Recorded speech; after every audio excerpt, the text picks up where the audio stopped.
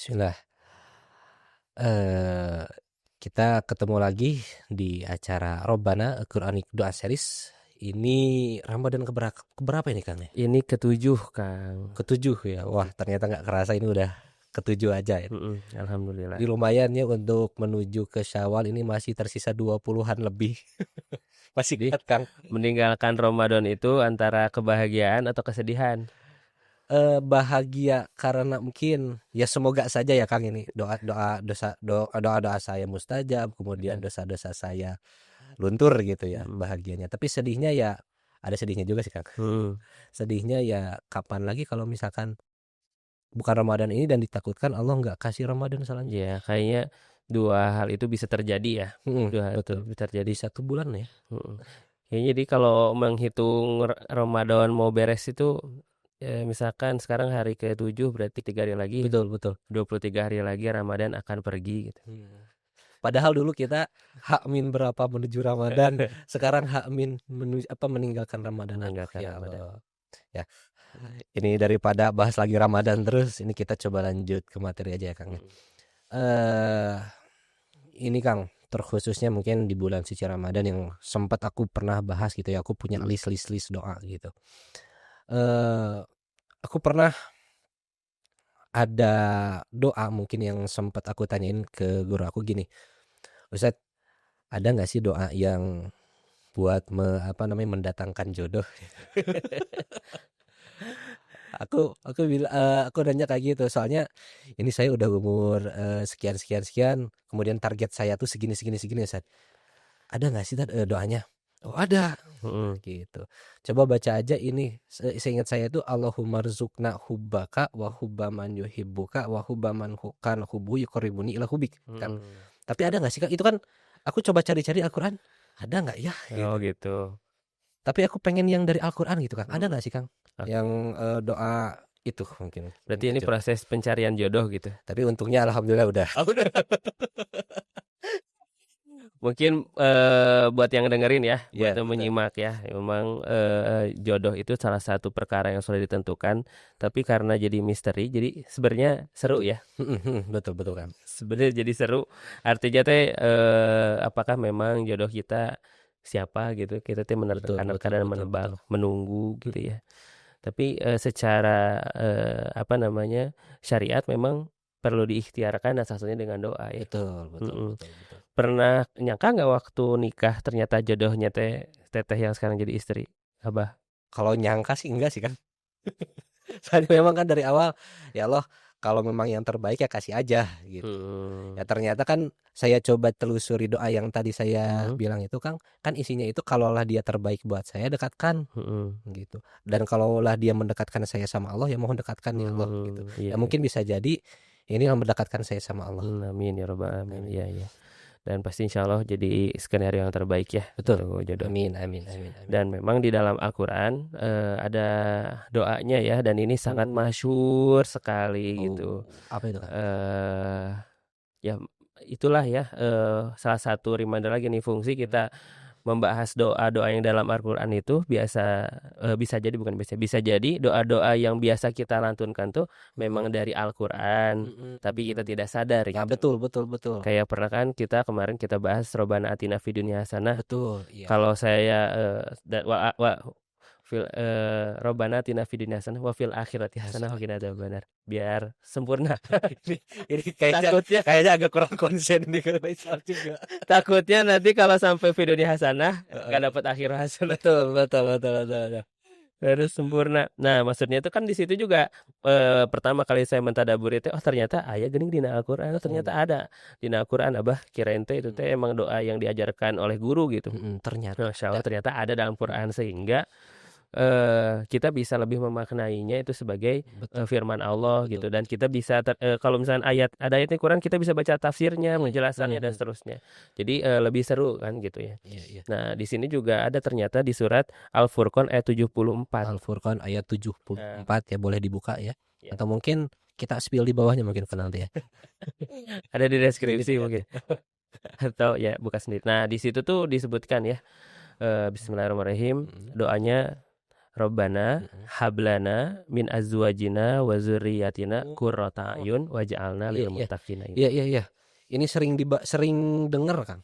Mungkin bisa dibilang hampir sering baca juga sih.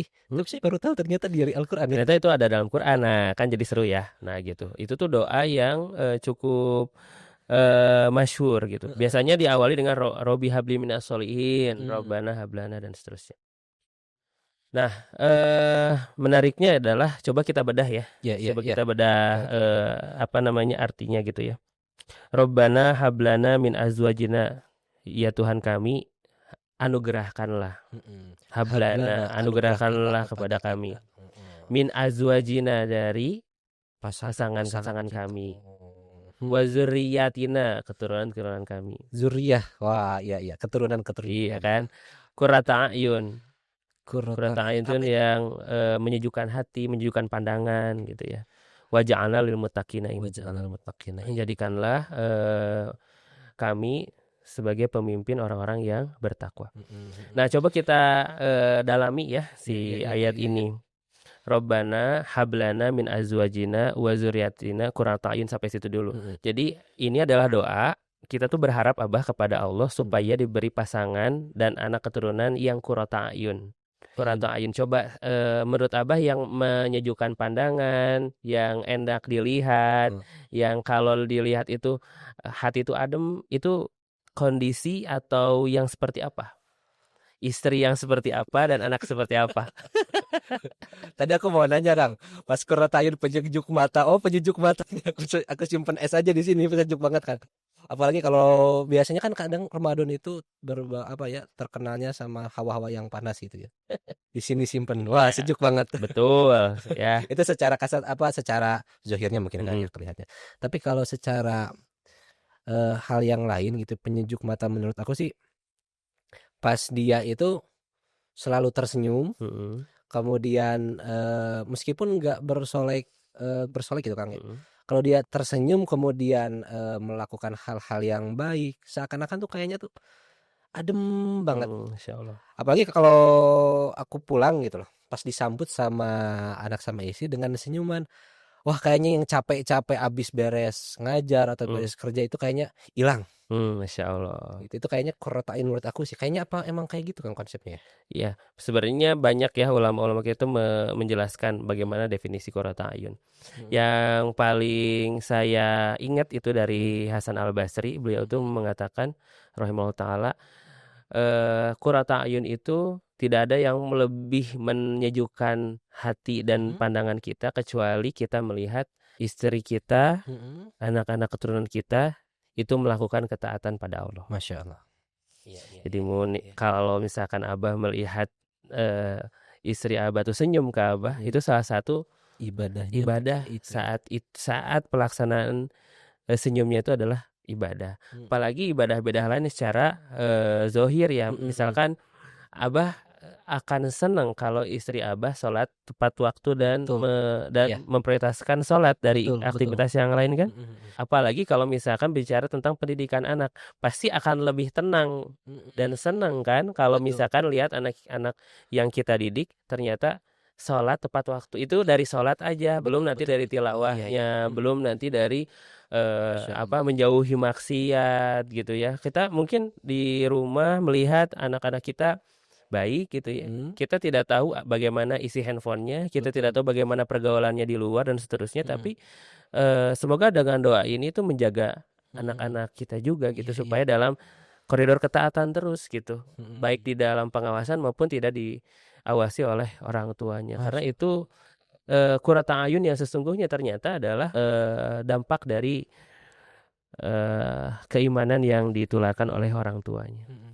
Qurrata a'yun berarti kadang kita kalau mungkin ya Kang ya, kadang aku mikirnya cukup dengan senyuman aja. Tapi benar juga Kang ya, saat kita ngelihat istri kemudian melakukan hal-hal yang berbau ketaatan kepada Allah gitu ya, kayaknya seneng gitu. Jadi bukan cuma kita sendiri, tapi kalau mau ibadah ngajak istri kemudian istri ikut, wah seneng banget. Apalagi kalau belajar bareng Kang.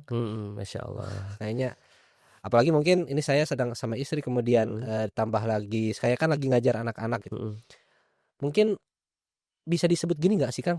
ada nggak sih doa-doa orang tua itu ke anak-anak murid yang nyampe? Soalnya saya pernah kayak gini ngelihat anak-anak dia ngaji, Mhm. sholat kok kayaknya tenang banget. Mhm mhm mhm. Itu tuh qurrata ayun, Mhm. penyejuk hatinya itu apakah hanya untuk orang tua saja? Mhm. Atau orang-orang yang ngelihat dia juga bakal jadi ngerasa sejuk gitu? Ya itu bagian dari qurrata ayun ya kan definisinya tadi. Bagaimana kita bisa melihat ketaatan-ketaatan itu gitu terlaksana dari orang-orang yang memang kita maksud khususnya di doa ini Iya. adalah istri dan anak-anak. Mhm. Dulu mah bercandanya gini, Kang, teman saya mah ya, kelihat ada akhwat-akhwat itu teteh-teteh Qurrata menundukkan pandangan gitu kan. Tapi setelah menundukkan pandangan langsung aya doana. heeh. Rabbana hablan. Kalau saya mendengar teman saya berbisik ada itu, pasti ada yang dituju ini. Oh, Tapi sekarang beliau apa namanya berdoa Rabbana hablananya di depan istrinya sekarang. Masya Allah. Sudah menikah. Benar-benar langsung ini penyejuk hati saya. Tapi ini Kang, sebenarnya aku ada pertanyaan sih yang agak ganjel nih pas barusan lagi ngobrol-ngobrol. Katanya nih Kang, bener nggak sih Kang? Aku pernah dengar ngobrol-ngobrol sama teman-teman bilang kayak gini. Kalau kamu udah nikah, cenah, Heeh. Gudul Basur katanya harus apa? Dijaga pandangan katanya. Kalau udah menikah kadang istri itu mukanya tidak secantik itu. Padahal waktu dulu kita ngejar-ngejar, kemudian pas udah nikah beberapa tahun kemudian pas ngeliat istri lagi nggak secantik dulu. Kemudian pas ngeliat orang lain tuh kayaknya cantik banget gitu. Bener nggak sih Kang? Ya itu bisa salah satu dari bisikan setan ya. Kita tuh emang harus banyak mengistighfari. Makanya apa yang kita lihat, apa yang kita dengar, pasti itu bisa ditunggangi sama kepentingan setan. Perlu diistighfari. Akhirnya kan nanti ke hati. Di hati bergejolak, ingin melakukan maksiat, ingin melakukan dosa dan seterusnya. Selama masih dalam hati, koridor hati, masih di niat buruk lah katakan, kan ada hadis yang menyatakan niat buruk itu tidak dicatat oleh Allah. Kalau belum dieksekusi, kalau udah dieksekusi makanya ini bahaya. Makanya dari pandangan, dari pikiran, dari apa yang terbesit dalam hati, kalaupun itu adalah benih-benih maksiat mah diistighfari aja bah. Benar itu mah. Betul. Jangan Berarti sampai terjerumus gitu. ini harus makin diagung-agungkan sekarang ya Kang ya doanya Robbana hablana min azwajina, memang bener-bener istri sama anak kita itu penyejuk hati, jangan sampai yang lain yang jadi Iya. penyejuk. Dan juga bagi yang belum menikah, nah ini doa yang sebenarnya futuristik gitu. Ya, futuristik. Gimana tuh ini. Kang? Kok bisa jadi futuristik itu? Iya makanya karena apa namanya kita kan berdoa sesuatu yang mungkin belum kita miliki ya. Oh iya. Kita berdoa bahkan yang sudah menikah dan belum punya anak, ini tuh doa yang cukup powerful juga untuk meminta keturunan kepada Allah, gitu kan? Berarti bukan hanya sebelum menikah, setelah menikah Iya. pun bisa kita pakai. Sebelum menikah, setelah menikah atau kebalikannya ya, mau setelah atau sebelum ya silahkan itu tergantung niat kita mau ditujukan kemana. Makanya kalau misalkan teman-teman dari sekarang wah masih SMA gitu ya, mau minta jodoh gitu kan itu nggak apa-apa. Paling doa ini. Doa ini saja gitu ya. Ini sangat luar biasa doanya. Jadi doa dari sekarang dititipkan kepada Allah supaya memang dianugerahkan pasangan yang luar biasa ketaatannya pada Allah. Supaya bisa ya menjadi kalau yang perempuan pasangan suaminya bisa jadi imam yang baik gitu kan, dan juga jika laki-laki mendapatkan makmum yang begitu taat pada dirinya. Indah kayaknya Kang ya. Luar Sholat biasa. berjamaah. Kapan lu sholat berjamaah sama istri? Kalau dulu banget ya Kang pas awal-awal nikah itu hampir tiap hari. Oh, Masya Allah. Hampir tiap Berarti abah nggak ke masjid? Lima waktu sholat? Awal-awal iya. Awal-awal iya. Karena memang waktu dulu itu aku termasuk orang yang introvert ya Kang ya. Oh gitu. Awal-awalnya itu. Apalagi kan tinggal di rumah mertua, kata aku ya udah kita berdua aja weh berjamaah beberapa hari. Untuk sekarang ya istri ditinggal di rumah. Kemudian sholatnya di masjid. Ya oke. Itu memang dulu pertanyaan sih. Katanya kalau udah nikah sholat berjamaah. Pas udah nikah pertanyaan nikah sholat berjamaah ira kan ke masjid. Oh bisa jadi mungkin pas tahajud gitu. Tapi yang saya rasakan Kang emang nikmat sih gitu. Saya pengen coba gimana sih rasanya sholat berjamaah berdua itu sama istri. Udah ya. Nikmat. Oke.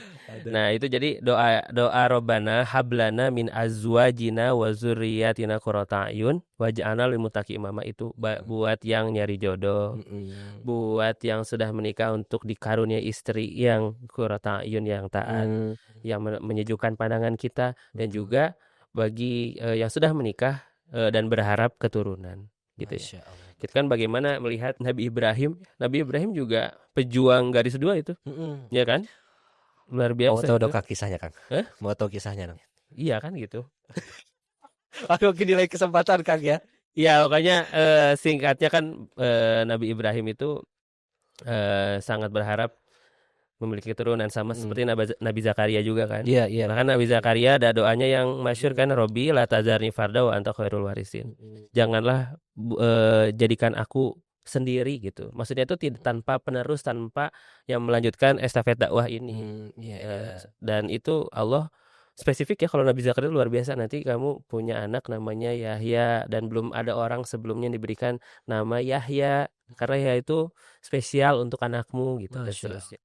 Itu juga sama kan, Nabi Ibrahim juga lewat malaikat dikasih tahu saat momentum Sarah mendapatkan kabar akan punya anak Ishak juga Sebentar.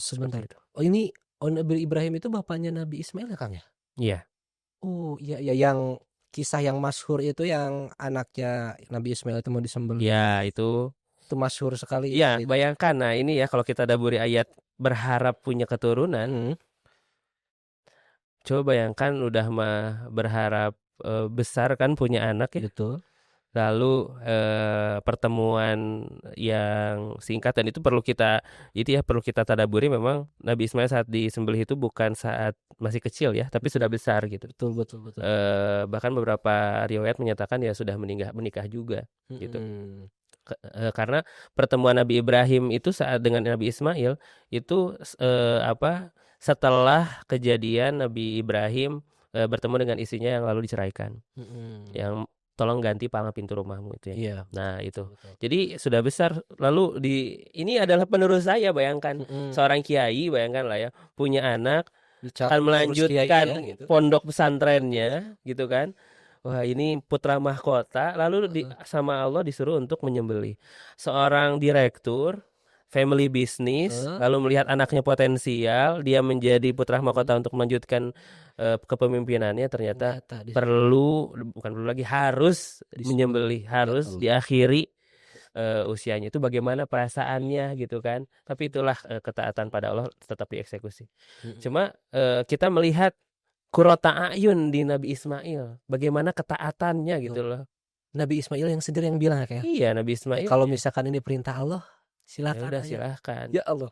Iya, satajiduni insyaallah minas sabirin. Masya Allah. Dan sabar. Nah, itu juga bagian dari Qurrata A'yun. Kalau dilanjutin ayatnya, waja'alna lil muttaqina imama, setelah mengharapkan Qurrata A'yun dari istri dan anak-anak, berharap supaya dijadikan pemimpin bagi orang-orang yang bertakwa. Sebenarnya ini relate ya dengan salah satu ayat di Al-Baqarah yang menjelaskan bahwasanya Allah tuh berfirman akan menjadikan Nabi Ibrahim tuh pemimpin bagi orang-orang yang bertakwa. Kata Nabi Ibrahim, juga anak keturunanku, kata Nabi Ibrahim, iya kecuali orang-orang yang zalim. Secara sejarah kita bisa lihat korelasinya seperti itu. Tapi kalau kita maknai waja'alna lil muttaqina imama itu, ketika ketaatan itu sudah di level yang berbeda, maka dia bisa menjadi pemimpin bagi orang-orang yang bertakwa yang lainnya. Dan ketika menjadi pemimpin, bukan dilihat jabatannya, bukan dilihat bagaimana dia punya wewenangnya, tapi bagaimana amal jariyahnya. Karena pemimpin yang bertakwa itu akan berbeda dengan pemimpin yang tidak bertakwa. Dia akan takut sama Allah. Dia akan bagaimana mengupayakan supaya menghindari kezaliman dan seterusnya. Betul. Nah, jadi doa ini tuh doa yang begitu compact. Compact artinya singkat, to the point, tapi maknanya begitu dalam. Meminta kepada Allah supaya istri dan anak menjadi orang yang taat, dan juga ketaatannya meningkat sehingga bisa menjadi pemimpin di antara orang-orang yang bertakwa. Masya Allah. Luar biasa sekali Kang ya. Ya semoga kita termasuk ke dalam orang-orang yang bertakwa, dan semoga kita dianugerahi dianugerahi keluarga yang menyejukkan mata dan hati, dan juga keturunan yang menyejukkan mata dan hati. Keturunan pun ini bukan hanya anak berarti Kang. Iya. Semua bawah-bawah zuriat sampai cucu bawah doa. Makanya kalau misalkan ternyata anak kita soleh gitu ya, apakah doa kita yang dijabah atau doa kakek kita? atau doa wallahu alam. Makanya Masya Allah. upayakan terus kalau kita punya masih punya usia ya, berdoa itu kan dari lisan dan hati. Iya, Jadi Masya Allah. tidak ada ruginya terus berdoa, dan khususnya dengan doa ini di Al-Furqan ayat 74 ini. Rabbana hablana min azwajina wa dzurriyyatina qurrata a'yun waj'alna lil muttaqina imama. Masya Allah. Nih jazakumullah Kang Faisal untuk ilmunya hari ini. Semoga kita bisa mengamalkan ini ya Kang ya, setiap setelah sholat bisa jadi, atau mungkin ada waktu-waktu khusus yang teman-teman mau gunakan untuk membaca doa ini, boleh dipakai dan boleh dicatat ya, Al-Furqan ayat 74. Mungkin kayaknya udah dulu nih Kang. Untuk episode kali ini kita tutup dulu. Pesan terakhir mungkin, jangan lupa berdoa.